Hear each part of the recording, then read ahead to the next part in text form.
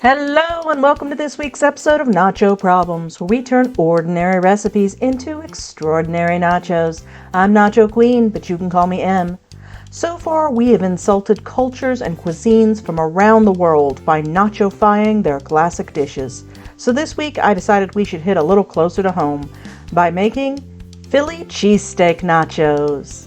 Now, what goes on a proper Philly cheesesteak is a matter of some contention, like a lot of contention. Some people claim it's just meat and cheese, but can't agree what type of cheese. Others claim onions and peppers are a must, and there's a wild element out there that adds mushrooms. So we're going to make two types in hopes of displeasing as many people as possible. Let's get started. Step 1, the toppings. Our toppings are going to be the real stars of the show for this week. These first few are optional. Some bell peppers. I've chosen 3 different colors because it looks pretty. And some mushrooms. Now, here are the essentials. Some olive oil, half a teaspoon Worcester sauce, half a teaspoon soy sauce, a quarter teaspoon salt, a quarter teaspoon pepper, 2 teaspoons minced garlic, 1 medium onion, and some flank steak. This is about 1 pound. Now, many people will argue that Philly cheesesteak should only be made with thinly sliced ribeye steak. But you know what I call those people? Monetized. Ribeye is very expensive, and seriously, flank steak is a great cut for something like this if you know what you're doing, and I'm going to show you how.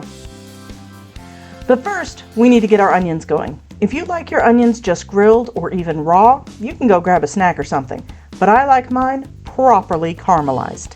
And any cook who tells you that that can be done in under 30 minutes is lying to you. Caramelized onions is a labor of love, and Olsen and I love them. I'm going to start by slicing my onions super thin with my mandolin for a nice consistent thickness. Then you can use whatever cooking oil you prefer, but I always use bacon fat. I know, it's bad, but it tastes so good. I'm going to melt that over low heat and then add in the onions. Now, it's important to keep the heat down low. This is a marathon, not a sprint. If your heat is too high, your onions will burn before they caramelize. Low and slow is the way to go. Now, we're going to add about half a cup of water to our pan. This is supposed to speed up the cooking, but really I just find it helps to keep them from burning in the early stages of cooking. Now we're going to cover them and let them steam for about 10 minutes. After that, remove the lid and then let them continue to cook, stirring regularly for another 20 to 30 minutes or until they look like this. Oh my God, those are perfect. Okay, let's get back to our steak. The trick to flank steak is all how you slice it. Whether you do that before or after it's cooked doesn't matter. You're always going to want to do it like this. As you can see, the steak looks almost like it has stripes. You want to cut across those stripes, never with them. You also want to cut it at a slight angle. This will make for tender bites of meat. Now for our purposes, I'm going to be slicing this super thin, but if you're making fajitas or another dish, you can slice it thicker, and as long as you cut against the grain, it turns out really nice. Okay, because it's sliced super thin, it will cook super quickly. We're going to add a little olive oil to our pan, then add in the meat strips, salt, and pepper, and cook them for about 2 to 3 minutes on high heat. Then add in our garlic, soy sauce, and Worcester sauce, and cook for another minute or 2. I'm okay if it's still a little pink, but if you're not, cook until it's fully brown, but be careful you don't overcook. Now I'm going to transfer my meat to a bowl and use the same pan for my mushrooms. You can see my onions going there in the background. They take so long, I literally got almost everything else done while they were cooking. The mushrooms get just a quick saute in some olive oil for 2 to 3 minutes. Then set them aside as well, and we're going to do the same for the bell peppers.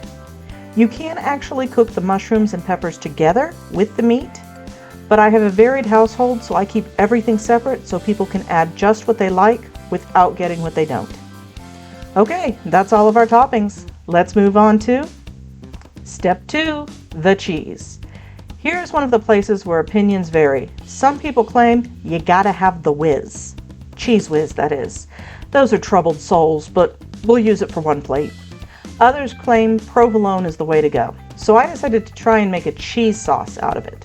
For that I used 4 tablespoons of butter, 4 tablespoons flour, 1½ cups of milk, and about 6 slices of provolone cheese. Start by melting the butter in a small sauce pot, then add in your flour and cook for about 1 minute, stirring constantly. Next, add in your milk and cook for another 3 to 4 minutes or until it starts to thicken. Finally, just stir your cheese in, which I've diced up to make it easier to incorporate. And that's it. The only thing left is step 3, the chips.